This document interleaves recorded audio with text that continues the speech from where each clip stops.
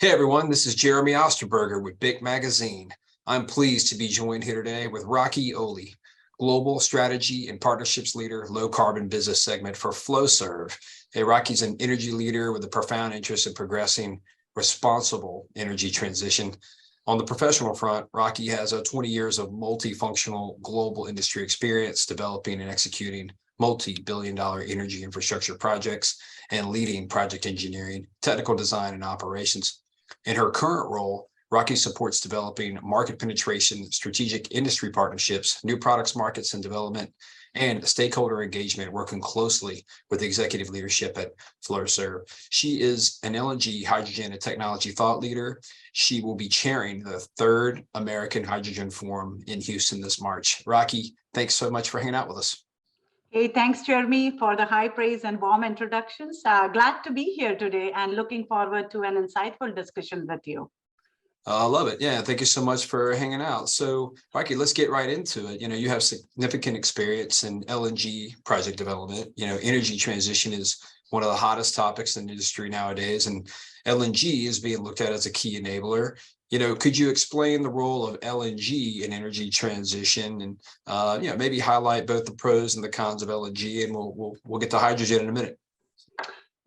Sure, Jeremy. Jeremy, when it comes to energy transition, unquestionably, LNG and gas has a significant role to play. One, because it is a known game, and from production to distribution, we have figured out the entire value chain. And secondly, it is the only at-scale and pragmatic fuel choice available today to meet the needs of the growing economies, to decarbonize the hard-to-abate industrial areas. And more precisely for the Asia-Pacific region, which will be transitioning from the coal-based economy to the gas-based economy. I always highlight that these economies will embrace a phased approach towards deploying the emerging technologies. And when they do so in the near term, LNG will be a significant cost competitive fuel. Other drivers for uplift in the LNG economy also comes from the increasing use of LNG as a fuel in the transportation sector, inclusive of both onshore road and offshore marine transportation. Maritime and shipping industry will be phasing out of the diesel-fueled vessels to LNG-fueled vessels to meet the International Maritime Organization's 2030 and 2040 net zero commitments. So that will also give a heavy boost to the LNG economy overall. As far as the emerging trends are concerned, I would say the LNG industry has been very open to the adoption of the new emerging trends, be it digitization, life cycle asset management, or efficiency optimization projects of brownfield or greenfield facilities. First-hand example of this is the premier export terminal of Freeport LNG, which is on its way implementing the noteworthy efficiency and energy optimization capital projects. On a global level also, there has been an agile adoption of the small and modular LNG trains over the conventional stick-built trains and floating regasification over the fixed onshore regasification, which again gives a competitive edge both on schedule and capex and makes LNG more relevant to ace the energy transition game. So those are a few of the pros I can think of right away. On the flip side of the coin, although LNG's carbon footprint is smaller than diesel, petrol, and other fuel oils, but it is not completely carbon-free. So personally, I believe looking for opportunities to further reduce the carbon footprints across the entire value chain by holistically addressing the scope 1, 2, and 3 emissions will go a long way to deploy the LNG projects optimally and make it a more prominent fuel of choice in the coming years, the more aligned to the with the ESG frameworks. I hope that brings you some value. Yeah, no, thanks, Rakhi. I appreciate you running through those pretty quickly, and we'll get into some more detail a little bit further down here in our discussion. So, Rakhi, you've been chairing the American Hydrogen Forum for the past couple of years. Of course, you're going to be chairing the conference again this year in March. What vision would you like to share with the oil and gas community for the growth of hydrogen economy in the coming years?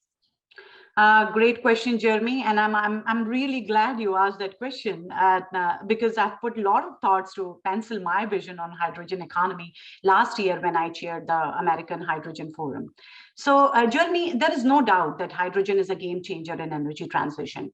However, creating a robust and sustainable hydrogen value chain calls for the industry's continued efforts to innovate and collaborate to commercialize the various hydrogen production routes and technologies to scale. Secondly, although industry has made great progress in past few years to commercialize the various hydrogen production routes, keeping cost competitiveness in mind, but at the same time, we need to make progress to expand on the distribution, infrastructure, and transportation segment of the hydrogen value chain as well. This will further help us to overcome the market mismatch between infrastructure deployment and production of hydrogen. To make further progress on the distribution segment of the value chain, the industry needs to address the hydrogen technology safety. It also calls for industries to develop a unified vision in terms of regulations and codes and standards. So I believe overall, there is much work to be done before hydrogen economy progresses by leaps and bounds. Yeah, that's interesting. You mentioned those standards. Yeah, is that one of the big challenges? It's funny, and you talk about traditional oil and gas. That's there, right? There's some entities, like API, right? That an ASME that have set so many standards for, our pressure vessels, right? And assets like that, right? Is that the challenge, as far as the hydrogen world goes, and having global standards? Yes, as I mentioned, and that's the reason I highlighted on the word unified vision for the terms of regulations and codes and standards, Jeremy. And more on the production, hydrogen production side, I believe we have figured out the codes and standards and the regulations. But more on the distribution side of the value chain, still there is much work to be done when it comes to having a full-blown framework of codes and standards and a unified vision. Yeah, it makes sense. Okay, Rakhi, so as an energy leader with significant focus on business strategy, what strategic lessons learned, would you like to share with our audience to help drive the hydrogen projects that are out there forward? A great question, Jeremy, again. So first and foremost, I would suggest staying away from the hydrogen color competition will help. In fact, I would say embracing a colorblind approach towards deploying the various hydrogen technologies based on the end user application, cost competitiveness, and geographic and socioeconomic factors that exist within different economies globally will be the key differentiators. We should not forget that there is a value proposition that each hydrogen color brings. Green hydrogen needs blue hydrogen to advance in demand, both financially and structurally.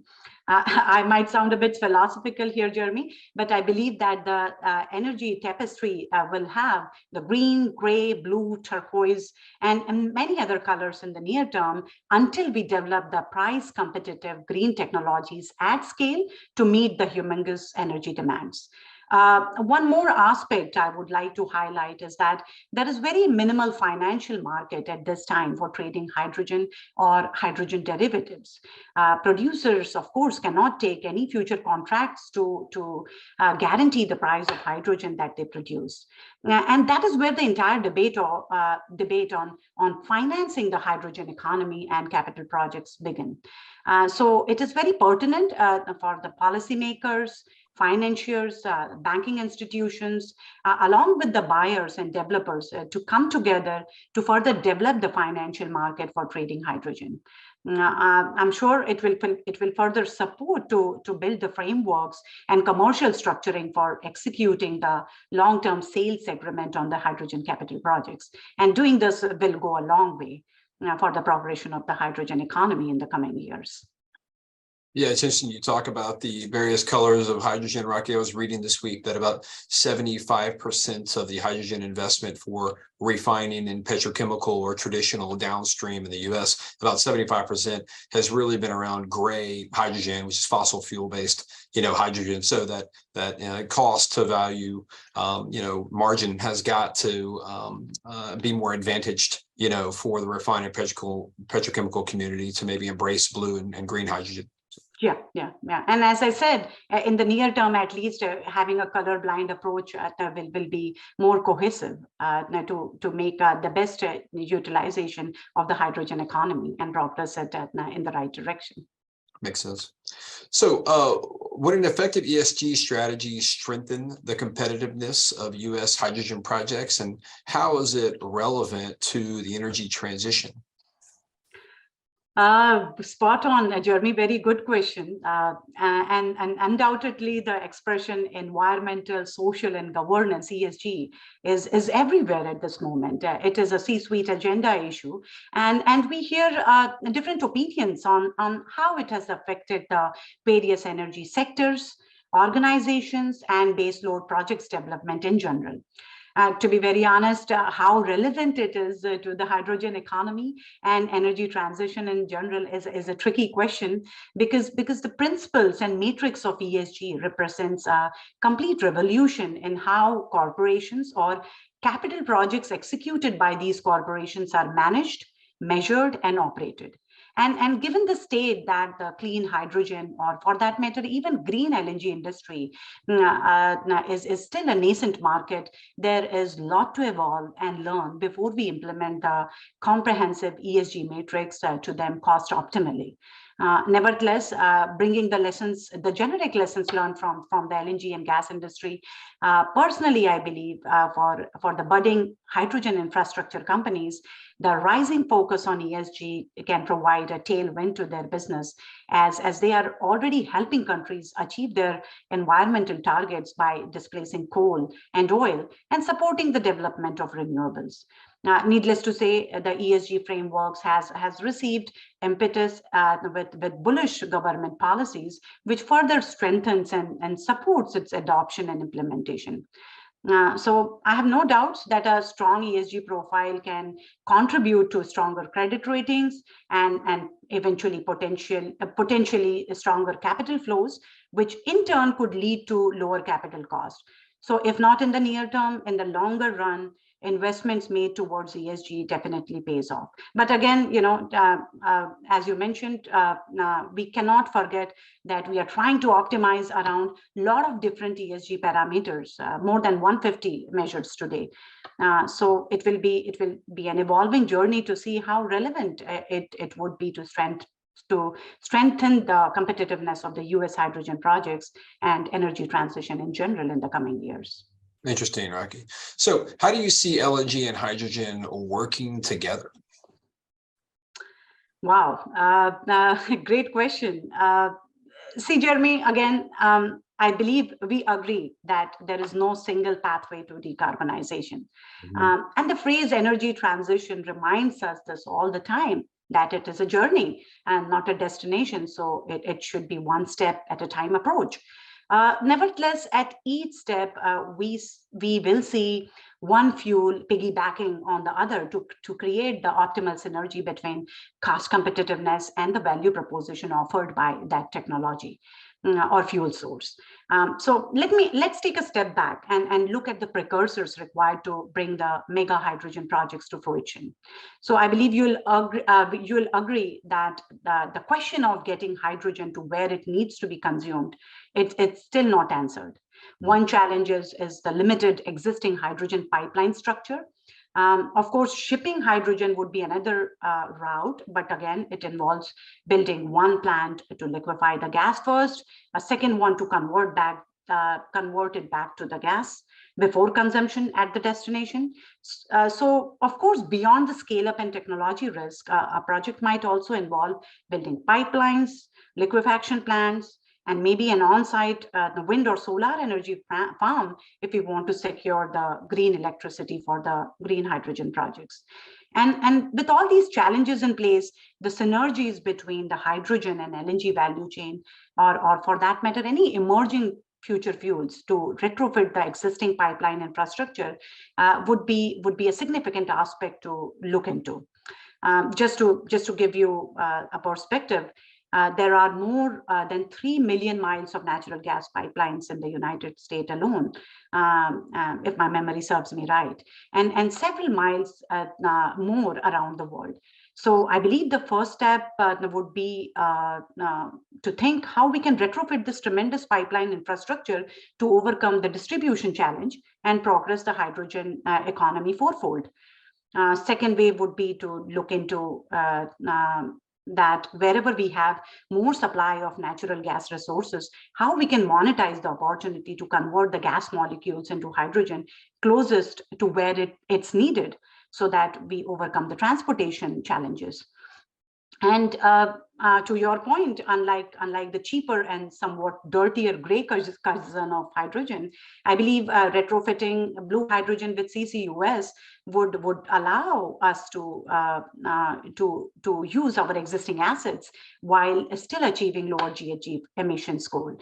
And I think it will cater as a transition shade until the green hydrogen projects become more viable from the scaling up and capex intensity perspective, especially within the regions where sequestration sites are easily accessible and available. So, Jeremy, undoubtedly, long story short, the gas economy accelerates the path to hydrogen, and I see in the near term gas and hydrogen economy working together hand in hand. So Rakhi, at this time, can natural gas pipelines be retrofitted to transport hydrogen? Jeremy, converting natural gas pipelines to carry a blend of natural gas and hydrogen, say up to 15% hydrogen, may require modest modifications to the pipeline infrastructure. Converting existing natural gas pipelines to deliver pure hydrogen may require more substantial modifications. And again, from the perspective of codes and standards and regulatory frameworks, I believe a lot of aspects will need to be revisited by the industry. Interesting. How cool. Well, Rakhi, I had a blast hanging out with you. We could go in this for hours, but our audience would fall asleep. So we have to have you back on another time to talk about some all things hydrogen or LNG. So please join us again in the future. Sure, Jeremy. And as a closing remark, personally, I would like to take this interview also as an opportunity to convey a big thank you to the oil and gas community for trusting me and providing me with a platform to speak through several industry discussions and conferences. And big praise to BIC Magazine and ALJ Group for connecting people in business and industry with one another. Believe me, this industry engagement is required more than ever now and will go a long way. And last but not the least, thanks to you for hosting me today, Jeremy. You did great, Rakhi. Had a lot of fun, and thank you for talking about some pretty insightful things and all things hydrogen and a little bit of LNG and how the two play together. We're excited about hearing you speak at the upcoming 3rd American Hydrogen Forum that's in Houston, March 15th and 16th. And if anyone is interested in hearing Rakhi or other speakers, visit ushydrogenforum.com. Hey, and for everyone listening, we thank you so much. As always, we appreciate our audience. For more news, videos, webinars, and podcasts, visit bicmagazine.com. Hey, remember everybody, it's what we do together that counts.